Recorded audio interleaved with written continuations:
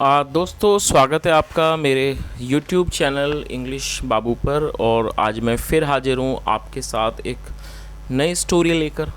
और दोस्तों आज जो स्टोरी मैं आपके लिए लेकर आया हूँ ये एक थोड़ी लंबी स्टोरी है। और दोस्तों कई दिनों से आप लोगों के मैंने कमेंट देखे जहाँ पर कई लोग चाहते हैं कि इस तरह की वीडियो लाई जाए जहाँ पर कुछ एडवांस लेवल के वर्ड मीनिंग हो, साथ में थोड़ी एडवांस लेवल की ग्रामर हो। तो दोस्तों आप लोगों के सजेशन पर मैं आज एक ऐसी कहानी लेकर आया हूँ। ये कहानी थोड़ी लंबी है लेकिन इस कहानी में आपको कई सारे नए एडवांस लेवल के वर्ड मीनिंग सीखने को मिलेंगे, उनकी करेक्ट प्रोनाउंसिएशन के बारे में पता चलेगा। और दोस्तों इस कहानी के अंदर जो ग्रामर का पार्ट है वो भी थोड़ा सा एडवांस लेवल का है, तो आपको यहाँ पर बहुत अच्छे स्ट्रक्चर देखने को मिलेंगे, सीखने को मिलेंगे। और उसके अलावा दोस्तों जो कहानी है बहुत ही अच्छी कहानी है, बहुत ही मनोरंजन से भरपूर कहानी है। तो कहानी भी सुनकर आपको मज़ा आएगा, आपको इस कहानी से कुछ सीख भी मिलेगी। और उसके अलावा दोस्तों हमेशा की तरह जो इसका रीडिंग का पार्ट है, ट्रांसलेशन का पार्ट है, उसे बिल्कुल ही डिटेल में कवर करेंगे। तो बहुत ही अच्छे तरीके से आप इंग्लिश बोलना सीखेंगे और साथ में जो ट्रांसलेशन का प्रोसेस है आप बहुत ही आसानी से सीख पाएंगे। तो चलिए दोस्तों आज की इस कहानी को हम शुरू करते हैं और सबसे पहले कहानी का टाइटल देखते हैं। कहानी का टाइटल है डिसाइडिंग द शेयर। क्या मतलब हुआ दोस्तों? डिसाइड करने का मतलब होता है किसी चीज़ का निर्णय करना, किसी चीज़ को तय करना, फैसला करना। और शेयर का मतलब होता है हिस्सा। तो डिसाइडिंग द शेयर का मतलब हुआ कि हिस्से का फैसला करना या हिस्से को तय करना। तो दोस्तों ये आज की इस कहानी का टाइटल है, शीर्षक है।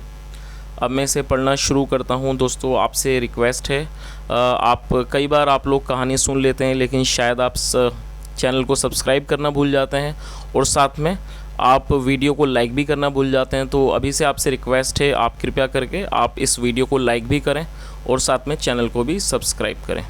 तो चलिए दोस्तों अब इस कहानी को शुरू करते हैं। और मेरी आपसे एक और रिक्वेस्ट है, जैसा मैंने आपको बताया आज की इस कहानी में आपको कई सारे नए वर्ड मीनिंग मिलेंगे एडवांस लेवल के, तो आप कृपया करके उनको नोट भी ज़रूर करें। तो चलिए इसको शुरू करते हैं। There lived a pair of male and female jackals in a forest। क्या मतलब हुआ दोस्तों? ये जो हमारा वाक्य है ये पास्ट इंडेफिनिट का अफर्मेटिव वाक्य है। और जब आप पास्ट इंडेफिनिट में कोई भी अफर्मेटिव का वाक्य बनाते हैं तो इस तरह के वाक्यों में हमेशा ही वर्ब की सेकंड फॉर्म का प्रयोग किया जाता है। लिव का मतलब होता है रहना, निवास करना, और ये सेकंड फॉर्म है। और दोस्तों पेयर का मतलब होता है जोड़ा, जोड़े को पेयर कहा जाता है, इसे दंपत्ति भी कहा जाता है। और जैकल का मतलब होता है सियार या फिर गीदड़। तो इस पूरी लाइन का क्या अर्थ हुआ कि there lived a pair of male and female jackals in a forest. मतलब एक जंगल में एक नर और मादा सियार का, एक ऐसा गीदड़ों का एक पेयर मतलब कि एक जोड़ा रहता था। They loved each other. और दोस्तों दे का मतलब होता है वे या फिर वे लोग, और ये एक प्लूरल नाउन है। जब सब्जेक्ट में एक से ज़्यादा लोग होते हैं तो वहाँ पर दे का प्रयोग किया जाता है। और यहाँ पर दो के बारे में बात हो रही है इसलिए यहाँ पर दे का प्रयोग किया गया है। दे लव्ड ईच अदर, वे दोनों वे एक दूसरे से प्यार करते थे, वेरी मच, बहुत प्यार करते थे। The male jackal loved the female jackal so much that he would fulfil every demand made by her. क्या मतलब हुआ? द मेल जैकल, ये जो मेल जैकल था मतलब कि जो पुरुष गीदड़ था, मतलब नर जो जैकल था, गीदड़ था। लव्ड द फीमेल जैकल मतलब वो उस फीमेल जैकल को, मादा गीदड़ को बहुत प्यार करता था, इतना प्यार करता था, सो much that he would fulfil every demand made by हर, वह उसके द्वारा की गई हर डिमांड को, डिमांड मतलब हर मांग को वो पूरा करता था। फुलफिल मतलब पूरा करना, पूरा करता था। वन डे, एक दिन, द फीमेल जैकल सेड, एक दिन जो फीमेल जैकल थी मतलब जो मादा गिदड़ थी उसने कहा, डियर प्यारे, I have a great urge for eating fish today. क्या मतलब हुआ दोस्तों? अर्ज को आप नोट कर सकते हैं। अर्ज एक नाउन है, उसके अलावा वर्ब भी है और इस वाक्य में इसको नाउन के रूप में प्रयोग किया गया। अर्ज का मतलब होता है तलब होना। जब किसी व्यक्ति को किसी चीज़ की तलब हो, मतलब जब उसका उस चीज़ के लिए दिल चाहे, उसे अर्ज कहा जाता है। तो उसने क्या कहा कि डियर प्यारे, I have a great urge for eating fish today, मतलब आज मेरा बहुत ही ज़्यादा मछली खाने का मन है, बहुत ही ज़्यादा मेरा मछली खाने की तलब है। दैट्स नो प्रॉब्लम, मतलब कि ये समस्या नहीं है। I shall bring fish for you, bring मतलब लाना, I shall bring fish for you मतलब मैं आपके लिए मछली लाऊंगा। If you have an urge for it dear, उसने क्या कहा कि if you have an urge for it dear मतलब प्यारी, यदि आपको इसकी तलब है तो वो मैं आपके लिए लेकर आऊँगा। चलिए आगे देखिए। सेइंग दिस, ऐसा कहते हुए, he set out in search of fish, वह मछली की तलाश में बाहर निकल पड़ा। चलिए आगे देखिए।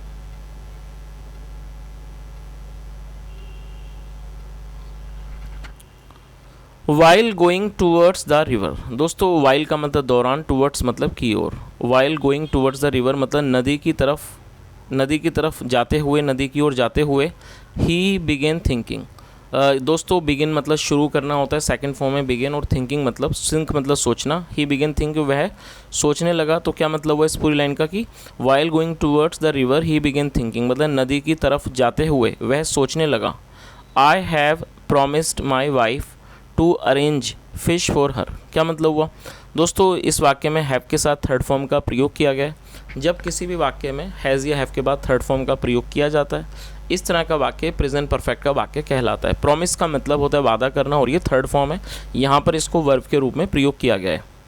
आई have promised my wife to arrange fish for her, तो उसने क्या सोचा कि मैंने अपनी पत्नी से फ़िश मतलब कि मछली का प्रबंध करने का वादा किया है उसके लिए। बट लेकिन आई नो नथिंग, लेकिन मैं कुछ भी नहीं जानता हूँ अबाउट फ़िशिंग, फ़िशिंग मतलब होता है मछली मारना, मछली का शिकार करना। तो उसने क्या कहा कि but I know nothing about phishing, लेकिन मैं मछली का शिकार करने के बारे में कुछ भी नहीं जानता हूँ। How to fulfil my wife's demand for fish, क्या मतलब हुआ how to fulfil my wife's, और दोस्तों यहाँ वाइफ के बाद एपिस्ट्रॉफी है जिसका मतलब होता है काके की। जब आप किसी के साथ को जोड़ना चाहते हैं तो आप एपिस्ट्रॉफी एस का प्रयोग वहाँ पर करते हैं। वाइफ्स डिमांड का मतलब हो गया पत्नी की मांग। तो इस पूरी लाइन का क्या अर्थ हुआ, how to fulfil my wife's demand for fish, मतलब अपनी पत्नी की मछली के लिए जो मांग है उसको कैसे पूरा करूं। चलिए आगे देखिए। और दोस्तों यहाँ पर आप इस चित्र को भी देख सकते हैं कि ये जो दोनों गीदड़ का जो ये जोड़ा है पति पत्नी का, ये आपस में बात कर रहे हैं। चलिए आगे देखिए। Lost in these thoughts, the jackal reached the bank of the river, क्या मतलब हुआ दोस्तों, लॉस्ट एडजेक्टिव के रूप में प्रयोग किया गया जिसका मतलब होता है खोया हुआ होना। लॉस्ट इन दीज थॉट्स मतलब इन विचारों में खोया हुआ। द जैकल जो गिदड़ था, reached the bank of the river, bank of the river मतलब नदी का किनारा। जो जैकल था जो गिदड़ था वो नदी के किनारे पर पहुंच गया। And sitting in a corner, और एक कोने में बैठकर he began looking at the frolicking fish. दोस्तों फ्रॉलिकिंग का मतलब होता है आनंद करते हुए, अटखेलियाँ करते हुए, उसे फ्रॉलिकिंग कहा जाता है।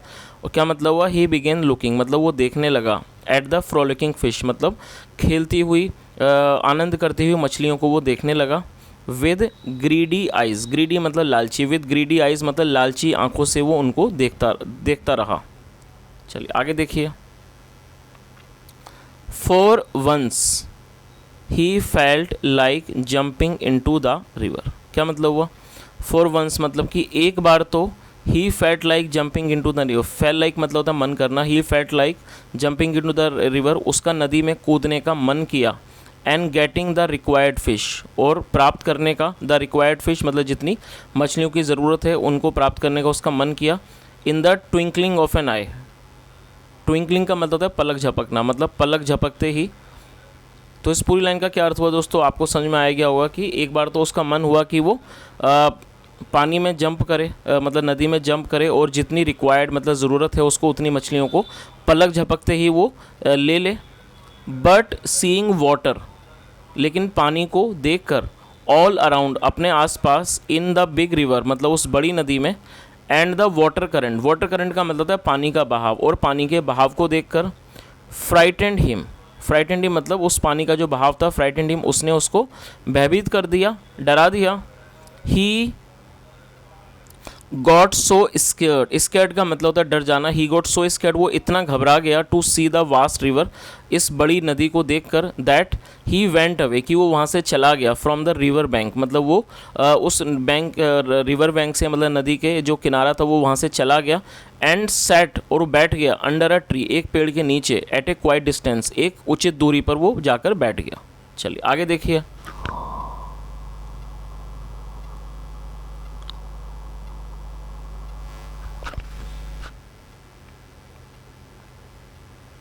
ही बिगेन थिंकिंग, और ये बिगिन की सेकंड फॉर्म है, ही बिगेन थिंकिंग, वह सोचने लगा, ऑफ सम पॉसिबल रूज, और दोस्तों रूज का मतलब होता है चाल, और वो एक संभावित चाल के बारे में सोचने लगा, टू गेट द फिश, मछली प्राप्त करने की, विदाउट रिस्किंग हिज लाइफ, बिना अपने जीवन को खतरे में डाले हुए वह मछली को प्राप्त करने की चाल के बारे में सोचने लगा। चलिए आगे देखिए। और दोस्तों यहाँ पर आप इस वर्ड को नोट कर लीजिए, शायद आपके लिए नया वर्ड हो सकता है, RUSE, रूज मतलब चाल। चलिए आगे देखिए। जस्ट देन, दोस्तों जस्ट देन का मतलब होता है तभी, आप इसे भी नोट कर लीजिए, जस्ट देन तभी, ही सॉ, उसने देखा, एन ऑटर, दोस्तों ऑटर का मतलब होता है ऊद बिलाव, और शायद इस जानवर को आपने इमेज वगैरह में देखा होगा, जू वगैरह में ऑटर का मतलब ऊद बिलाव होता है। तो उसने क्या मतलब हुआ कि तभी, ही सॉ एन ऑटर, उसने एक ऊद बिलाव को देखा, ब्रिंगिंग अ बिग फिश, एक बड़ी मछली लाते हुए, fish out of the river, मतलब एक नदी से बड़ी मछली बाहर लाते हुए उसने देखा, with the help of his friends, अपने दोस्तों की मदद से। तो पूरी लाइन का मतलब आपको समझ ही गया होगा। तभी उसने क्या देखा, उसने एक ऊद बिलाव को एक बड़ी मछली नदी के बाहर लाते हुए देखा अपने दोस्तों की मदद से, मतलब वो अपने दोस्तों की मदद से जो ऊद बिलाव था वो नदी से मछली को बाहर ला रहा था। One otter said to the other, जो एक ऊद बिलाव था उसने दूसरे से कहा, this is a very big fish, this is a very big fish, मतलब ये बहुत बड़ी मछली है। We can manage our meals with this fish for days together, उसने क्या कहा कि we can manage our meals, मतलब हम अपने खाने का, मील मतलब खाना, हम अपने खाने का, भोजन का प्रबंध कर सकते हैं इस मछली से, फॉर डेज टुगेदर, कई दिनों तक हम इस मछली से अपने खाने का प्रबंध कर सकते हैं। यस ब्रदर, हाँ भाई। This is after a very long time, मतलब बहुत लंबे समय के बाद, that we have fished such a big one, मतलब हमने बहुत लंबे समय के बाद, we have fish such a big one, हमने इतनी बड़ी मछली का शिकार किया है। The jackal's mouth began watering, और दोस्तों यहाँ जैकल के बाद एपेस्ट्रॉफी ऐसे मतलब काके की, जैकल्स माउथ मतलब गीदड़ का मुंह, the jackal's mouth began watering, जो गीदड़ का जो मुंह था, बिगेन वाटरिंग, उसमें पानी आने लगा, टू सी दैट फिश, उस मछली को देखकर। आगे देखिए। ही बिगेन थिंकिंग, और ये बिगिन की सेकंड फॉर्म है, बिगिन मतलब शुरू करना, और बिगिन शुरू कर दिया। ही बिगेन थिंकिंग, वह सोचने लगा, या कह सकते हैं उसने सोचना शुरू कर दिया। How to get it from their possession, मतलब वह इसको उनके कब्जे से कैसे प्राप्त करे। और दोस्तों पोजेशन को आप नोट कर सकते हैं, पोजेशन का मतलब अधिकार या फिर किसी तरह का कब्जा। तो इस पूरी लाइन का क्या अर्थ हुआ कि वो जो शियार था, he began thinking how to get it from their possession, वह इस बारे में सोचने लगा कि वह उनके अधिकार से इसको कैसे प्राप्त करे। ही थॉट, उसने सोचा, यूजिंग माई विट्स, विट मतलब कि चालाकी, यूजिंग माई विट्स मतलब अपनी चालाकियों को इस्तेमाल करके, I can manage to get the fish, मतलब मैं इस चीज़ को मैनेज कर सकता हूँ, सफल हो सकता हूँ, टू गेट द फिश, मछली प्राप्त करने में, इन माई पोजीशन, अपने अधिकार में। चलिए आगे देखिए। और दोस्तों यहाँ पर आप इस चित्र को देख सकते हैं कि किस तरह से ये जो दो ऊद बिलाव हैं वो एक मछली को लेकर आए हैं। चलिए आगे देखिए। और दोस्तों यहाँ पर आप एक और चित्र को देखिए कि ये जो दोनों ईद बुलाव हैं उनके पास मछली, और साथ में यहाँ पर गीदड़ भी उनको देख रहा है। चलिए आगे देखिए। The otters somehow pulled the fish to the bank of the river, क्या मतलब हुआ दोस्तों, पुल का मतलब खींचना, और ये लीड की सेकंड फॉर्म है लेड, जिसका मतलब ले जाना, तो पुल लेड मतलब खींच के ले गए। तो क्या अर्थ हुआ, the otters somehow pulled the fish to the bank of the river, मतलब जो ऑटर्स थे, ये जो ऊदबिलाव थे, वो किसी तरह से मछली को खींचकर नदी के किनारे पर ले गए। One of the otter said, one of the otter से मतलब एक बुद्ध ऊदबिलाव ने कहा, फ्रेंड दोस्त, we have got only one fish, हमें सिर्फ एक मछली प्राप्त हुई है, बिटवीन अस, हमारे बीच में, एंड वी आर टू, और हम दो हैं। How to decide our shares, how to decide our shares मतलब हम अपने जो हमारे हिस्से हैं उनको कैसे डिसाइड करें, उनको कैसे तय करें। Let us do it ourselves, said the other one, जो दूसरा था उसने बोला let us do it ourselves, चलो हम इस काम को खुद करते हैं। लुक ब्रदर, मतलब भाई देखो, सेड द फर्स्ट वन, पहले वाले ने कहा, deciding the shares ourselves will give a rise to doubt in our minds. क्या मतलब हुआ? डिसाइडिंग द शेयर की, जो शेयर का जो मतलब इस हिस्से को जो तय करना है, आर सेल्फ अपने आप, विल गिव ए राइज मतलब वो इस चीज़ को बढ़ावा देगा, टू डाउट मतलब इस शंका को बढ़ावा देगा, इन आर माइंड्स हमारे दिमाग में, and both of us will keep thinking, और जो हम दोनों हैं विल कीप थिंकिंग, वो सोचते रहेंगे, that the other one may have taken a larger share, की जो दूसरा है उसने एक बड़ा हिस्सा लिया होगा। तो दोस्तों कहानी यहाँ तक आपको अच्छे से समझ आ रही होगी। ये जो दो ऊद बिलाव थे, इन्होंने एक मछली पकड़ी थी, लेकिन वो आपस में दोनों कन्फ्यूज़ हो गए। जो एक ऊद बिलाव था उसने दूसरे से कहा कि हम इसका फैसला खुद कर सकते हैं, हिस्सा बंटवारा, लेकिन जो दूसरा वाला था उसने बोला कि यदि हम ऐसा खुद करते हैं तो दूसरे को, हम दोनों इस बात को सोचते रहेंगे कि जो मतलब कि जो दूसरा वाला है उसको बड़ा हिस्सा प्राप्त हो गया है। तो इस बारे में वो थोड़े कन्फ्यूज़ हो गए। चलिए आगे देखिए। सो इसलिए this is my sincere advice, इसलिए मेरी ईमानदार सलाह है, सिंसियर मतलब ईमानदार, this is my sincere advice, ये एक मेरी ईमानदार सलाह है, दैट की we get the shares decided by someone who is not one of us, a third one. उसने क्या कहा कि भाई ये मेरी एक ईमानदारी वाली सलाह है कि we get the shares decided, कि हम इस हिस्से को डिसाइड करवाएं, मतलब किसी से इस चीज़ का निर्णय करवाएं, बाय समवन मतलब किसी एक के द्वारा, who is not one of अस जो हम दोनों में से कोई एक ना हो, अ थर्ड वन वो क्या हो, वो एक तीसरा व्यक्ति हो, अ थर्ड वन। चलिए आगे देखिए।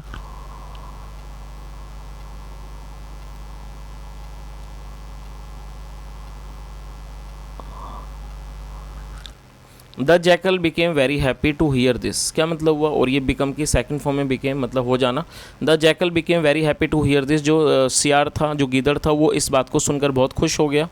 ही केम फॉरवर्ड, और ये कम की सेकंड फॉर्म में, ही केम फॉरवर्ड वह आगे आया, लाइक एन एल्डरली पर्सन एक बड़े बूढ़े मतलब एक बूढ़े इंसान के रूप में, एक बड़े इंसान के रूप में सामने आया, एंड सेड और कहा, ब्रदर भाई, व्हाट्स योर प्रॉब्लम आपकी क्या समस्या है। Not a big problem said one otter, मतलब एक ऊद बिलाव ने कहा कि कोई बड़ी समस्या नहीं है। इन फैक्ट असल में, we both of us have killed this big fish, उसने क्या कहा कि हम दोनों ने इस बड़ी मछली को मारा है। वी आर टू हम दो हैं, and we have got only one fish और हमारे पास सिर्फ एक ही मछली है। बिटवीन अस हम दोनों के बीच में। नाउ अब द प्रॉब्लम इज़ अब समस्या ये है, how to decide our share, कि हम अपने जो हिस्सा है उसको कैसे तय करें, उसका कैसे निर्णय करें। चलिए आगे देखिए। This can be done by someone, मतलब ये किसी के द्वारा किया जा सकता है, who is not one of अस जो हम में से एक ना हो। सेड द अदर ऑटर, एक दूसरे ऊद बिलाव ने कहा। चलिए आगे देखिए। वट यू से इज़ करेक्ट, आप जो कह रहे हो वो करेक्ट है, मतलब वो उचित बात है ब्रदर भाई। लुक देखो, इफ़ यू वांट यदि आप चाहते हो, आई कैन हेल्प यू मैं आपकी मदद कर सकता हूँ। I take pleasure in solving the problems of others, उसने क्या कहा कि आई टेक प्लेजर मतलब मुझे खुशी होती है, इन solving the problems of others मतलब मुझे दूसरे लोगों की समस्याओं को सुलझाने में आनंद आता है, मुझे खुशी होती है। इफ़ यू विश यदि आप चाहते हो, I can bring out an amicable solution, और दोस्तों आप इस वर्ड को नोट कर सकते हैं। एमिकेबल सॉल्यूशन का मतलब होता है सौहार्दपूर्ण समझौता, ऐसा समझौता जिसमें दोनों पार्टियां खुश हों उसे एमिकेबल कहा जाता है। तो उसने क्या कहा, इफ़ यू विश यदि आप चाहते हो, I can bring out an amicable solution to your dispute, मतलब डिस्प्यूट मतलब समस्या, मतलब ये जो आपका जो डिस्प्यूट है, ये जो आपका विवाद है, मैं इसके लिए एक सौहार्दपूर्ण समाधान ला सकता हूँ यदि आप चाहो। चलिए आगे देखिए। ऑल राइट ब्रदर मतलब ठीक है भाई। आई हैव नो ऑब्जेक्शन मतलब मुझे कोई ऑब्जेक्शन नहीं है।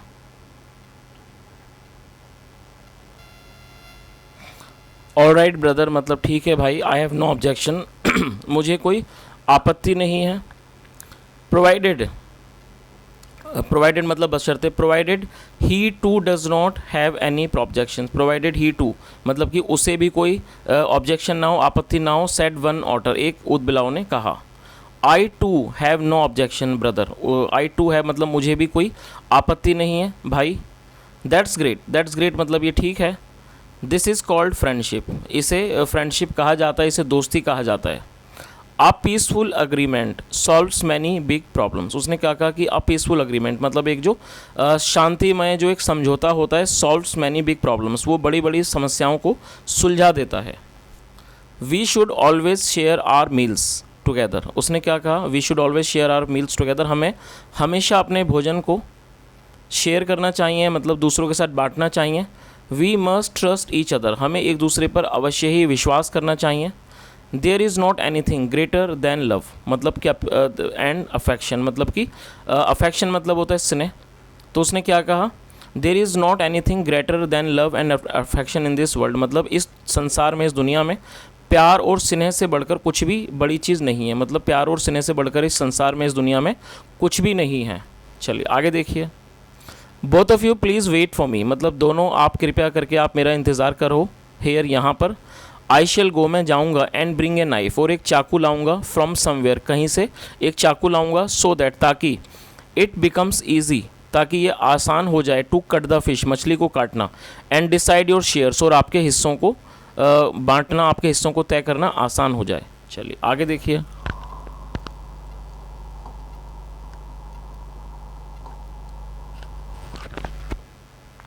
यस यस ब्रदर, हाँ हाँ भाई, प्लीज़ गो, कृपया जाइए, एंड ब्रिंग ए नाइफ, और एक चाकू लाइए। We shall wait for you here, हम यहाँ पर आपका इंतज़ार करेंगे।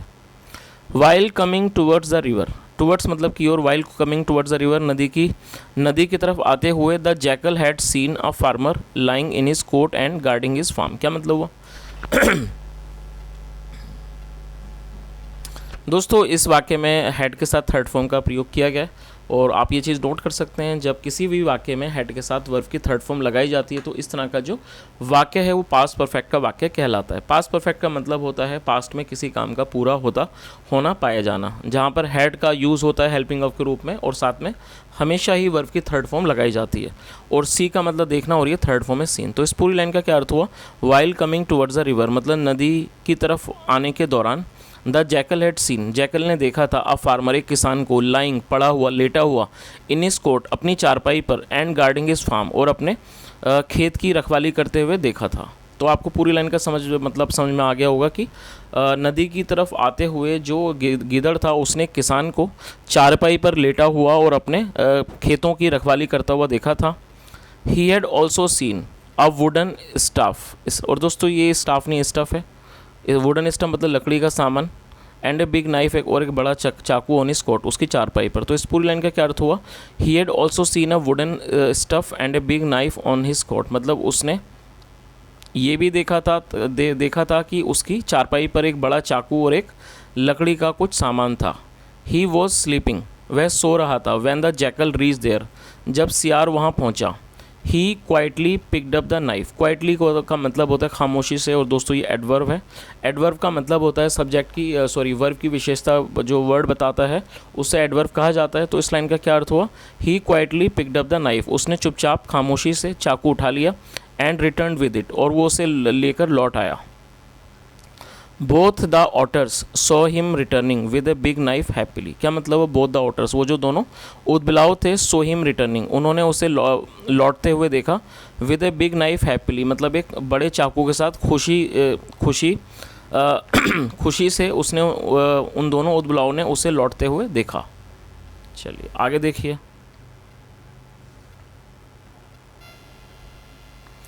कम ब्रदर्स मतलब भाइयों आओ।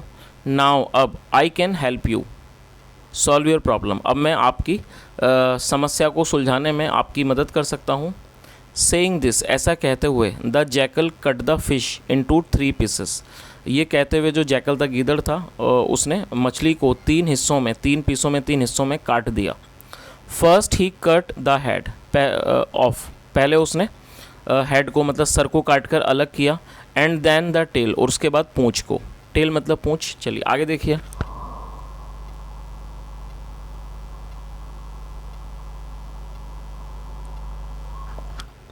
Brothers you take the top of portion, portion मतलब हिस्सा, of the fish, brother you take the top portion of the fish. तो उसने क्या कहा कि भाई आप जो ऊपर का जो हिस्सा है, टॉप पोर्शन है, वो आप ले लो, मछली का जो ऊपर का हिस्सा है वो आप ले लो। द हेड जो सर है, एंड यू और आप, टेक द बॉटम पोर्शन, और आप नीचे वाला हिस्सा ले लो, द टेल मतलब पूंछ ले लो। चलिए आगे देखिए। बोथ लुक देयर शेयर्स, जो दोनों थे उन्होंने अपने हिस्सों को देखा, एंड नाउ और अब, they had their eyes fixed on the middle portion of the fish, और अब जो है उनकी जो आंखें थी वो गड़ी हुई थी, फिक्स थी कहाँ पर, on the middle portion of the fish, मतलब मछली का जो बीच का हिस्सा था उस पर उन दोनों ने अपनी नज़रें गड़ा ली। चलिए आगे देखिए। बोथ वर थिंकिंग, दोनों सोच रहे थे दैट की the jackal would divide it also into two helps and give them their shares. क्या मतलब हुआ?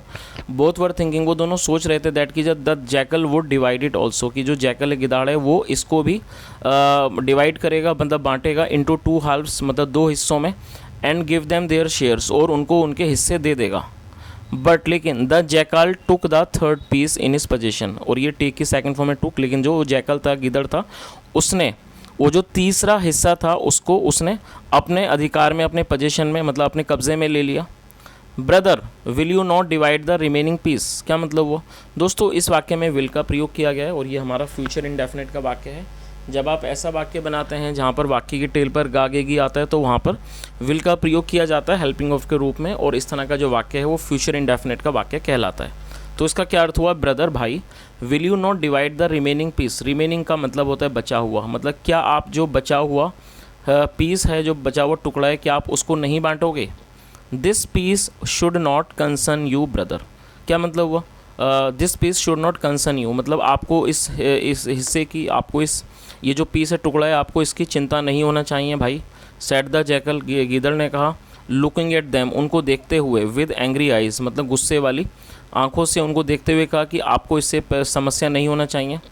This is for the job done by me, ये उस काम के लिए है, डन बाई मी जो मेरे द्वारा किया गया।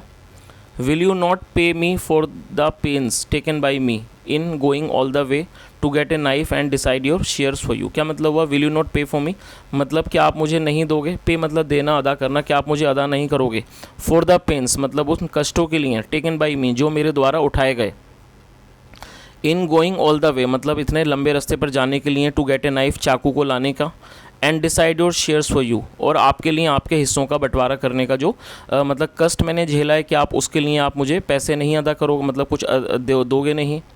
The fruits of hard work मतलब जो हार्ड वर्क मतलब जो मेहनत का जो फल होता है, शुड बी शेयर्ड उसका बंटवारा किया जाना चाहिए, उसको साझा किया जाना चाहिए, बाय ऑल सबके द्वारा। आफ्टर ऑल वैसे भी आई टू एम योर फ्रेंड, मैं भी आपका दोस्त हूँ। चलिए आगे देखिए। सेइंग दिस ऐसा कहते हुए the jackal took the middle portion, जो जैकल द गिदड़ था उसने जो मिडिल पोर्शन था मतलब जो बीच का जो हिस्सा था ऑफ द फिश मछली का वो ले लिया, इन हिज माउथ अपने मुंह में, एंड वेंट अवे और वहाँ से चला गया। तो इस पूरी लाइन का क्या अर्थ हुआ? Saying this the jackal took the middle portion of the fish in his mouth and went away, मतलब ऐसा कहते हुए गीदड़ ने मछली का जो बीच का हिस्सा था उसे अपने मुंह में लिया और वहाँ से चला गया। Both the otters were left behind, जो दोनों ऊदबिलाव थे, वर लेफ्ट बिहाइंड वो पीछे रह गए, टू सी ये देखने के लिए, टू सी हिम गो मतलब उसे जाता हुआ देखने के लिए, with the largest of the three pieces मतलब जो सबसे तीनों में से जो सबसे बड़ा पीस था उसको ले जाते हुए देखने के लिए वो पीछे रह गए, ऑफ द फिश मछली का। And by the time they realised और जब तक उन्हें इस बात का पता चलता, रियलाइज़ होता, व्हाट हैड एक्चुअली हैपेंड कि वास्तव में क्या हुआ था, इट वॉज टू लेट बहुत देर हो चुकी थी। चलिए आगे देखिए। ब्रदर भाई, how much better it would have been कि भाई कितना अच्छा होता, इफ़ यदि we had decided our shares also यदि हमने खुद अपने हिस्सों का बंटवारा किया होता। नाउ सी अब देखो, he gave us the top उसने हमें ऊपर का हिस्सा दिया, एंड द बॉटम और नीचे का पोर्शंस मतलब उसने हमें ऊपर का और नीचे का जो पोर्शन हिस्सा है वो दिया, ऑफ द फिश मछली का, इन आर शेयर्स हमारे हिस्सों में, एंड वेंट अवे और वो चला गया, with the largest piece in his mouth अपने मतलब सबसे बड़े हिस्से को अपने मुंह में लेकर वो चला गया। द अदर ऑटर सेड दूसरे बिलाव ने कहा, समवन हैज़ करेक्टली सेड मतलब किसी ने बिल्कुल ही सही बात कही है, दैट की अ डिस्प्यूट जो एक डिस्प्यूट होता है, विवाद होता है बिटवीन टू फ्रेंड्स दो दोस्तों के बीच में, always benefits the third one वो हमेशा तीसरे को फ़ायदा देता है। नाउ अब let us take a lesson, अब हम इससे एक सबक लेते हैं फ्रॉम दिस, इस इवेंट, इस घटना से, दैट की अ मार्जिनल डिफरेंस, मार्जिनल होता है थोड़ा सा, एक जो मार्जिनल डिफरेंस होता है, फ़र्क होता है, इन आर शेयर, हमारे हिस्से में, वुड नॉट बॉदर अस, वो हमें परेशान नहीं करता, and we shall never allow anyone, और हम किसी को भी कभी अनुमति नहीं देंगे, टू मीडिएट मतलब बीच बचाव करने का, हमारे बीच में आने का या सुलझाने का, बिटवीन अस, हमारे बीच में। तो इस पूरी लाइन का क्या अर्थ हुआ? We shall never allow anyone to mediate between us. और दोस्तों आप इस वर्ड को नोट कर सकते हैं, मीडिएट एक वर्ब है, मीडिएट का मतलब होता है मध्यस्थता करना, और मीडिएटर होता है मध्यस्थता करने वाला। तो इस पूरी लाइन का क्या अर्थ हुआ? उसने क्या कहा कि we shall never allow anyone to mediate between us, मतलब हम कभी भी किसी को भी अनुमति नहीं देंगे हमारे बीच में मध्यस्थता करने की। चलिए, तो दोस्तों ये आज की एक कहानी थी, और यहाँ मैंने पूरी कोशिश की आपको हर वर्ड की मीनिंग बताने की, ट्रांसलेट करने की, और शायद आपको आज ऐसा लगा होगा कि जो थोड़ी स्पीड थी वो थोड़ी ज़्यादा तेज़ थी, क्योंकि यदि मैं इसको धीरे धीरे पढ़ता तो इसमें और भी समय लग सकता था। तो यहाँ थोड़ा सा मैंने कोशिश की इसको जल्दी जल्दी पढ़ने की। और तो दोस्तों ये आज की एक कहानी थी, और यदि आपको आज की कहानी अच्छी लगी और मेरा पढ़ाने का प्रयास भी आपको अच्छा लगा हो, तो आपसे रिक्वेस्ट है आप वीडियो को ज़रूर लाइक करें, शेयर करें, चैनल को सब्सक्राइब करें। और दोस्तों मैं देखता हूँ कि आप लोग कई बार वीडियोस देखते हैं आप, लेकिन चैनल को सब्सक्राइब नहीं करते, तो आपसे रिक्वेस्ट है आप चैनल को भी सब्सक्राइब करें। यहाँ तक सुनने के लिए thank you so much, have a nice day and bye.